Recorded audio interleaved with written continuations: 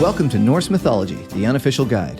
It's unofficial because I'm neither a credentialed academic nor a time-traveling medieval Norse pagan, but I deal with this material directly from the sources, interpreted through the lens of the experts and their opinions. If you're looking for depth and detail in a simple and accessible way, then you're in the right place.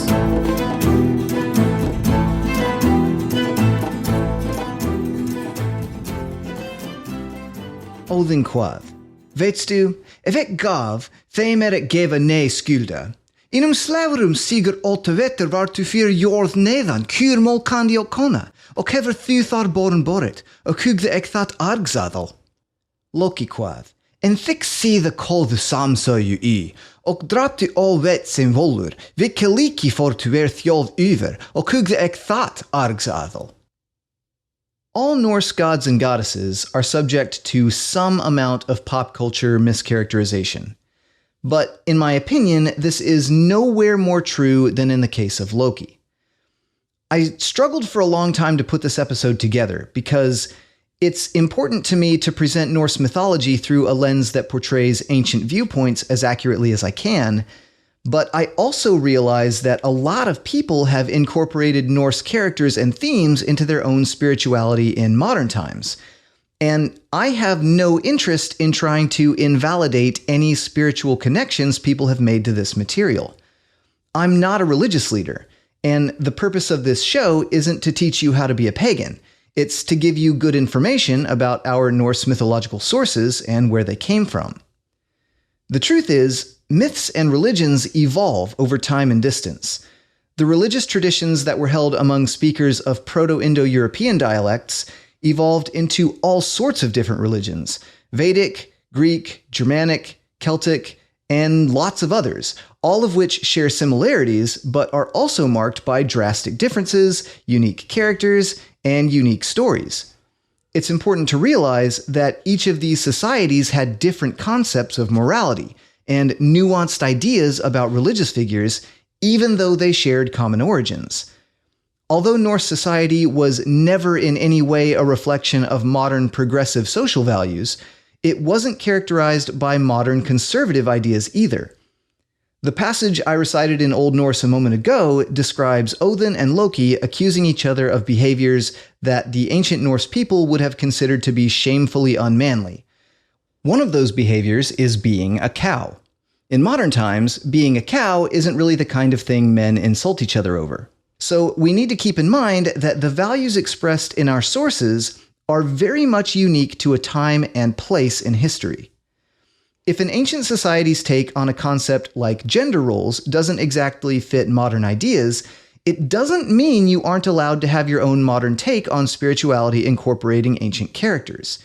If that sort of thing wasn't allowed, then the Norse should never have been allowed to derive their own traditions from earlier Germanic traditions and even earlier Proto-Indo-European traditions.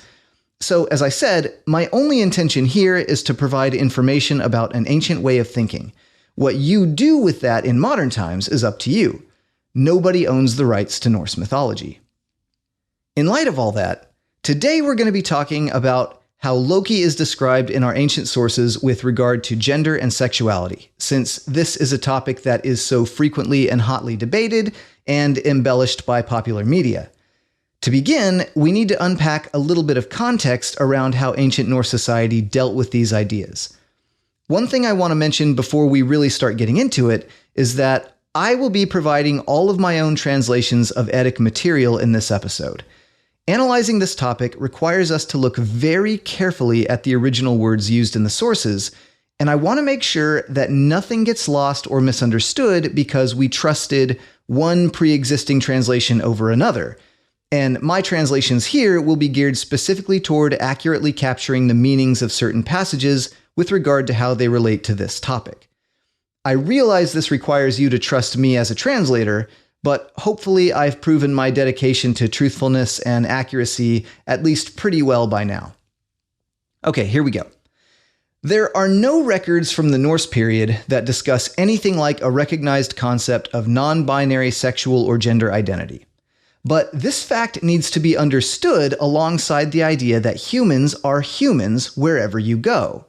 Regardless of a society's treatment of gender and sexuality, there are going to be people who feel inwardly as though they exist outside the norm, literally everywhere.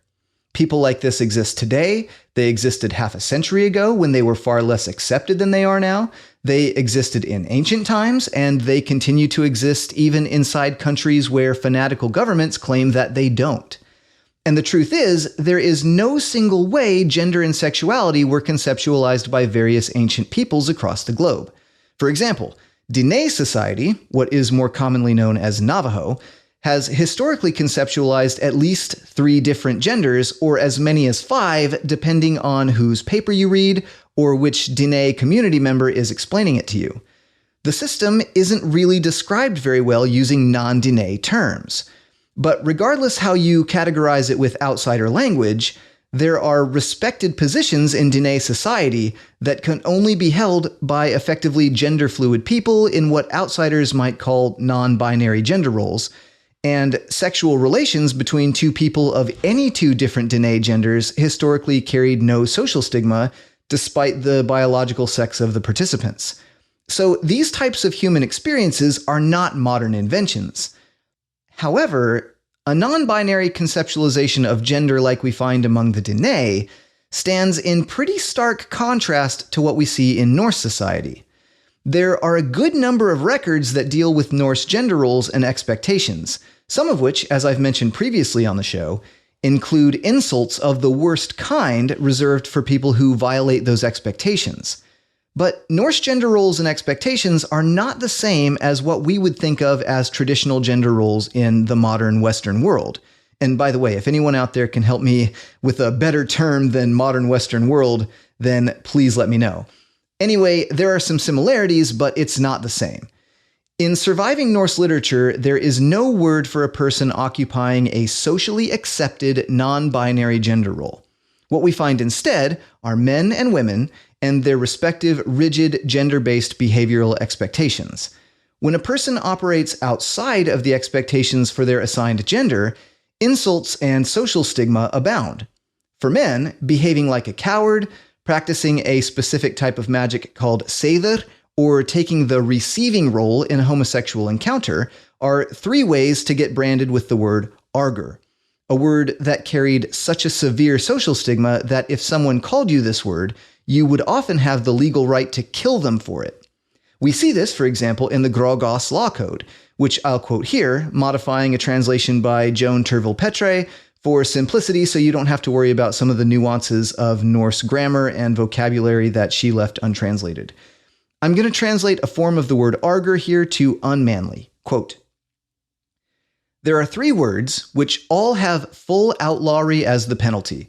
If a man calls another unmanly, or either of 2 different words meaning sodomized, they are to be prosecuted like other words requiring payment of full compensation. And what is more, a man has the right to kill in retaliation for these 3 words. The man who utters these words falls with forfeit immunity at the hands of anyone who accompanies the man about whom they were uttered to the place of their encounter." End quote. Even though arger is most commonly translated as unmanly because it gets applied to men more often than not, I should note that it can be used to insult women as well, most commonly for sexual promiscuity. But the point is, if we want to understand how the ancient Norse people perceived the behavior of their deities, we have to understand their societal values. The fact that certain behaviors we find among the gods are actually codified as illegal indicates that they are not reflections of society's norms or morals. So, in the interest of properly conceptualizing Loki, let's talk about Thor just for a second. In the poem Thrymskvida, Thor's hammer is stolen by a Jotun who wants to trade it back in exchange for Freya's hand in marriage. The god Heimdallr, who the poem notes could see the future, suggested that the best course of action would be to dress Thor up in women's bridal attire and sneak him into the wedding as Freya. Thor initially protests this course of action, specifically because he believes that if he dresses like a woman, quote, "the gods would call me Arger," end quote. Thor is the epitome of Norse manliness and doesn't want to have his reputation sullied. However, he ultimately concedes to the plan after Loki reminds him how vital it is to retrieve the hammer successfully. In the end, Thor agrees to violate a serious gender-related taboo in service of the greater good. Because the poem explicitly tells us that Thor does not want to wear a dress, and explains why he eventually agrees to do it, in this case, it's not correct to disregard that context and claim that Thor cross-dresses as an expression of his personal identity. In the case of Loki, there are many moments where he violates gender taboos. In some of those instances, we have some similar context, but in others, we don't, which is partly why this topic is so controversial. So let's start by talking about Loki's escapades in the form of a woman. Loki takes the form of a human-like woman a total of 4 times that we know of. The first is in Thrymskvida. When Thor dresses like a bride, Loki shapeshifts into a woman to take on the role of Thor's handmaid. Loki, of course, is a prolific shapeshifter throughout the mythology, so we might expect him to use that power here, rather than wear a goofy, unconvincing disguise like Thor does. However, he's also the most enthusiastic about this whole cross-dressing plan. Whether that's because he likes the gender-bending aspects of it, or because he is most keenly aware of how necessary it is for the plan to succeed, you'll have to infer for yourself. The poem has already explained to us why actions like this will be necessary in order to prevent Oscarther from being overrun by the Jotnar, but as we discussed in episode 12, Loki also uses a clever turn of phrase involving a form of the number 2 that implies a male and female pair when describing himself and Thor. At the very least, he does seem to be amused by the upending of gender expectations here. We also mentioned in that episode that while Loki is in female form, the poem refers to him as a handmaid, which is a feminine word in Old Norse that requires feminine grammatical markers and would not be used when describing a man. People often talk about Loki's pronouns, so it's worth noting that this poem never uses a female pronoun to describe him. But it is unquestionably clear from a grammar standpoint that he has literally become a woman here by way of his shape-shifting magic. In a story we haven't covered yet about the death of the god Balder, Loki notices that Balder seems to be invincible. He becomes upset about this for some unstated reason and resolves to figure out whether or not Balder has any weaknesses. He decides to visit Balder's mother Frigg and, quote, switched himself into a woman's appearance, end quote. Disguised as a woman once again, he tricks Frigg into revealing that Balder is not impervious to mistletoe. This is the second instance. In this case, Snorri does not use female pronouns when referring to Loki in female form, but instead refers to him as, quote, the woman 3 times in a row. Just as in Thrymskvida, this transformation serves a functional goal, in that it allows Loki to convince Frigg to reveal Balder's weaknesses. This, of course, does not preclude the idea that Loki might enjoy being in female form once in a while, but we do have a reason given as to why he does it here that is not necessarily related to an expression of gender identity. The third instance comes from the same story. After Balder dies, he ends up in Hel's domain. Hel agrees to let Balder come back to life if every living thing and inanimate object in the world will weep for him. And so the gods send messengers out to the whole world to try and make this happen. But unfortunately, they find one Jotun or troll woman named Thok hiding out in a cave, who refuses to weep for Balder because she claims she never got anything from him. Thok is described with female pronouns 3 times before the story ends. And then, when it finally does, Snorri drops a big reveal that people typically assume Thok was actually Loki in disguise. As far as we can tell, whatever source Snorri got this story from may not have been explicitly clear that Thok was actually Loki. However, Loki does confirm that he is responsible for the fact that Balder cannot return from Hel in the poem Lokasenna. So, whatever motivation Loki may have had for choosing the form of a woman in this case is left completely to the imagination. Whether we say it was or wasn't because he enjoys expressing himself in female form is only speculation either way. Speaking of Lokasenna, the last instance of Loki taking the form of a human-like woman comes from a single stanza in that poem, which makes reference to another story that has sadly been lost to history. The quick setup to Lokasenna is that the gods are holding a feast, and Loki decides to murder one of the servants there because he doesn't like seeing the servant receive praise for being good at his job. As a consequence, he's kicked out of the party, but rather than staying away, he decides to come back and insult everybody in attendance one by one. In stanza 23, which begins the Old Norse recitation I gave at the beginning of this episode, Loki is trading insults with Odin, and Odin says to him, quote, 8 winters were you below the earth, a cow giving milk, and a woman, and you have there borne children, and I thought that to be arger behavior, end quote. I should call out that there's a piece of this stanza that's sort of ambiguous and has been translated a couple of different ways.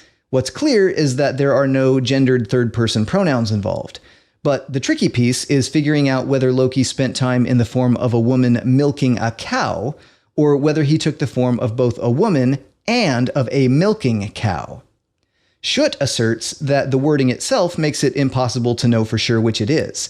However, Crawford has said outright that this is a reference to an animal producing milk and not for a person milking a cow. I haven't been able to verify that personally, but I do tend to lean toward Crawford on this one, although for only very weak reasons.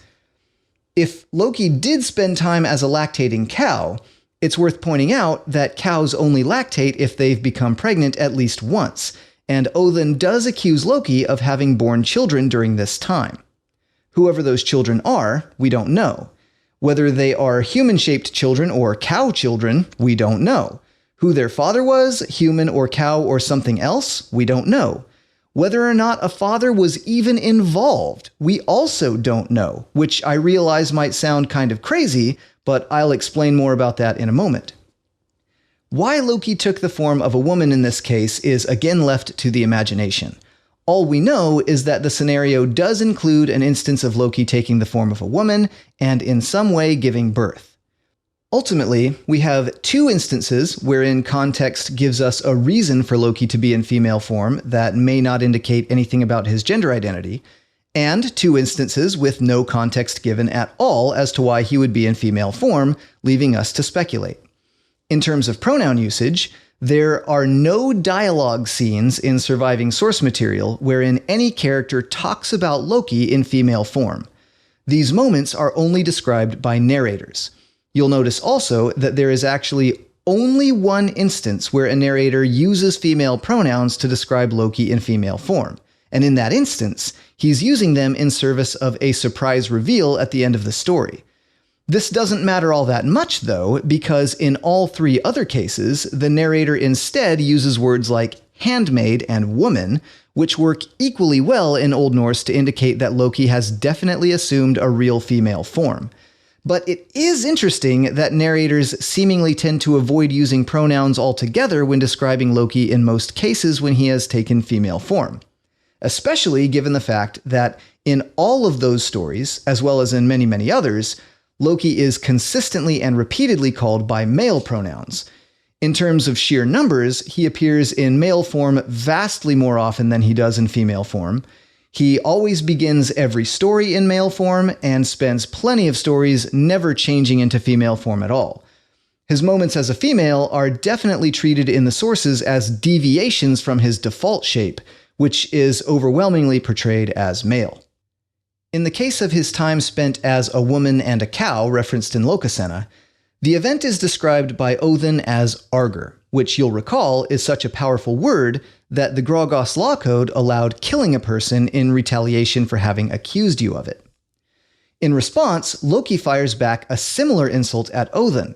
He accuses Odin of practicing seidr on the island of Samsøy, striking on something like a drum the way the Cirrus would, and traveling among mankind in the appearance of a wizard. Loki says, quote, "And I thought that to be arger behavior," end quote. Frigg steps in at this point and confirms that both Odin and Loki are talking about shameful misdeeds. Quote, "You two should never talk about your life stories in front of others. What you two gods perpetrated in early days are things of the past and should be left there," end quote. The word I translated to perpetrated here is drugðuð, which refers to an action performed in a bad sense, according to the Cleesby Vigfusson Dictionary of Old Icelandic. Now let's take a look at who Loki's partners have been and what children we know exist from his various relationships. First and foremost, we need to consider the fact that although Loki's behavior often falls afoul of Norse manliness standards, The surviving source material contains no attestations of Loki ever having sex with a man, expressing a desire for sex with a man, or engaging in any kind of romantic relationship with a man. At least, not with any humanoid man. We'll talk about the horse thing in a second. The closest we get to the idea of Loki having a relationship with a man in anthropomorphic form is Odin's accusation about some unnamed children he bore while in the form of a woman or cow in Lokasenna. However, that accusation doesn't explain exactly how the children came into being, and we've seen Loki produce children both with animals in the past as well as asexually. So, bizarrely, we can't actually assume their father was a man with any real degree of confidence. It might have been, but if we assume that narrative themes are likely to repeat themselves, then it just as easily might not have been. In Gylfaginning section 42, the gods made a deal with a Jotun who offered to build a wall around Osgarðr within a certain time limit. If he succeeded, he would be given the sun, the moon, and the goddess Freya. The task was designed to be impossible, and the Aesir never actually intended to grant him any of these rewards.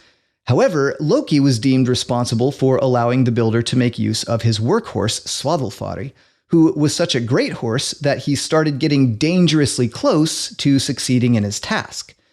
The gods threatened Loki with death if he didn't find some way to solve this problem, and Loki swore he would find a way to prevent the builder from finishing on time, quote, whatever the cost to himself, end quote.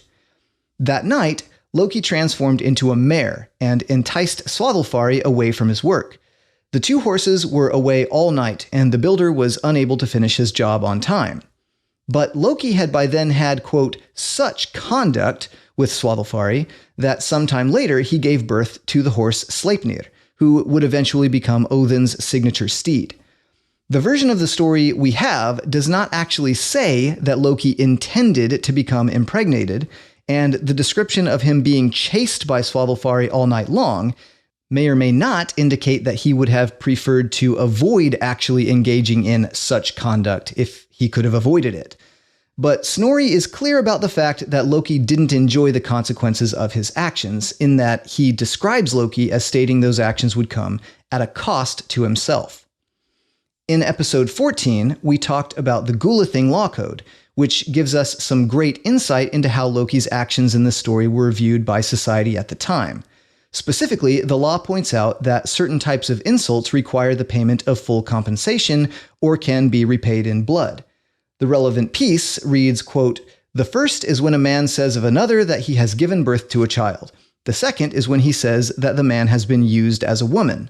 The third is when he likens him to a mare, or calls him a slut or a whore, or likens him to any kind of female beast. For these remarks he shall pay the man full atonement, but the man may also seek satisfaction in blood and outlawry, end quote. These types of behaviors are things the gods can apparently get away with, but within the context of human societies, even accusing someone of them can be massively destructive, not to mention actually doing some of them. Strange animal children aside, Loki also has a wife named Sigyn, who is a member of the Aesir clan.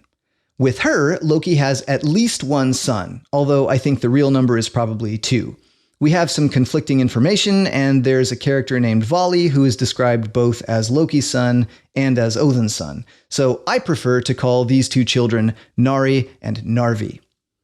Loki also has 3 children with the Jotun woman Angerboda, specifically Hel, the world serpent, and the wolf Fenrir.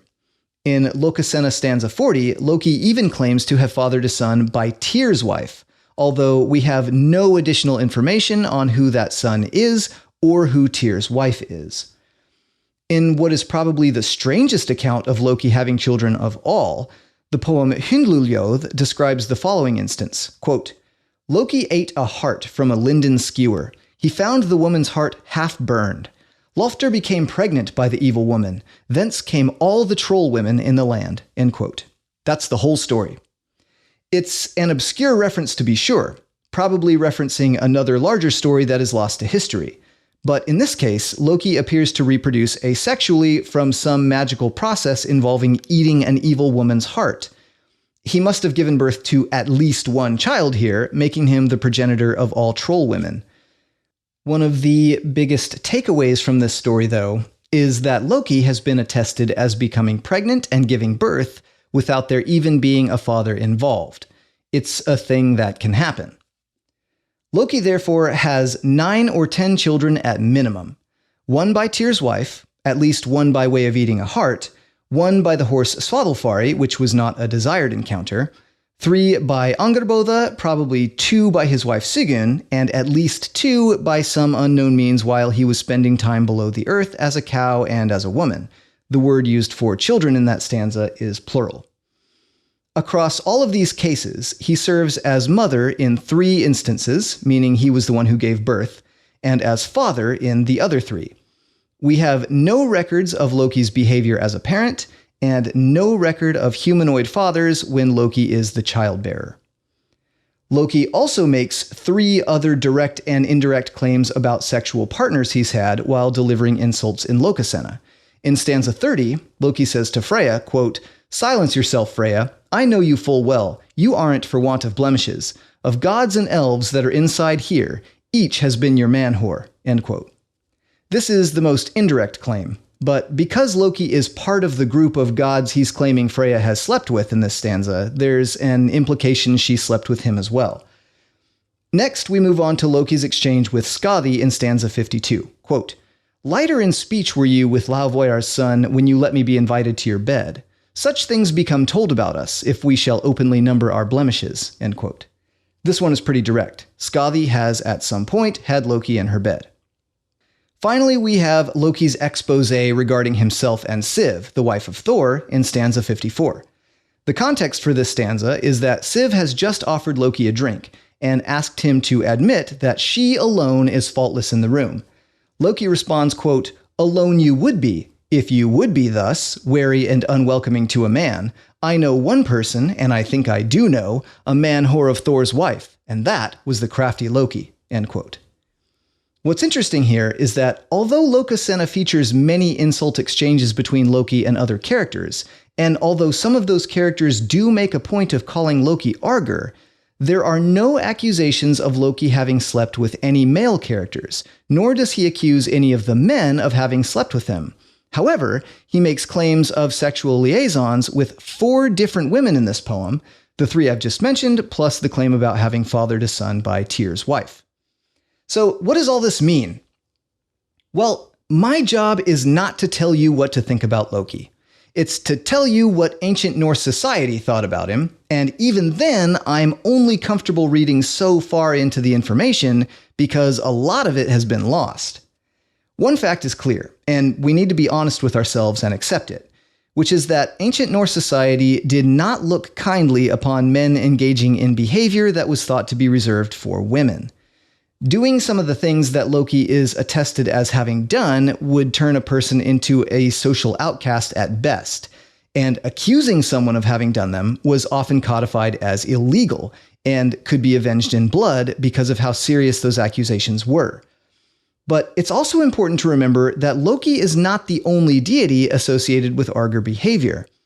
Odin, for instance, has acted the part of a Scythe man in the past, and his behavior was apparently severe enough to bring up in response to the accusation that Loki had actually borne children.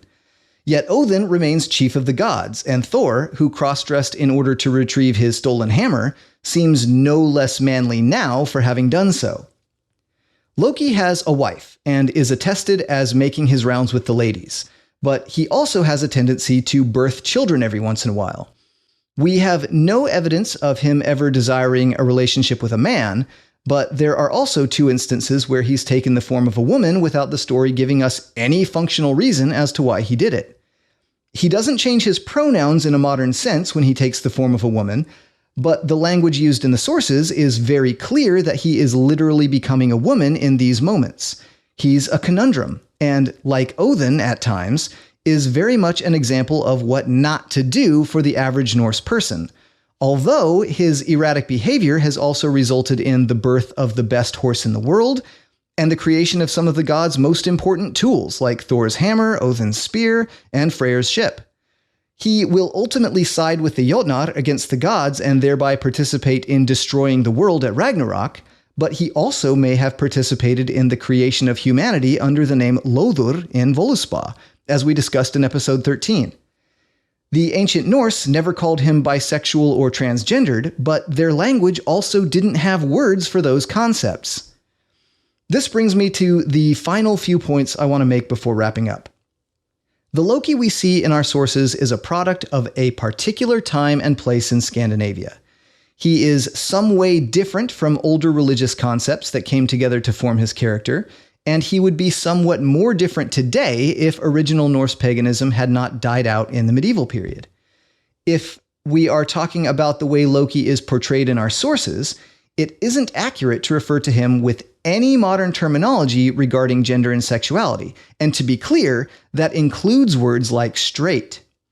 In the same way that it's difficult to describe gender in Diné society using outsider terminology, our modern concepts would have been foreign to Norse people, and it isn't really fair to project any of our ideas, even the traditional ones, onto them. Anthropologists will tell you that if you're going to study a group of people, you need to look at them through their own lens.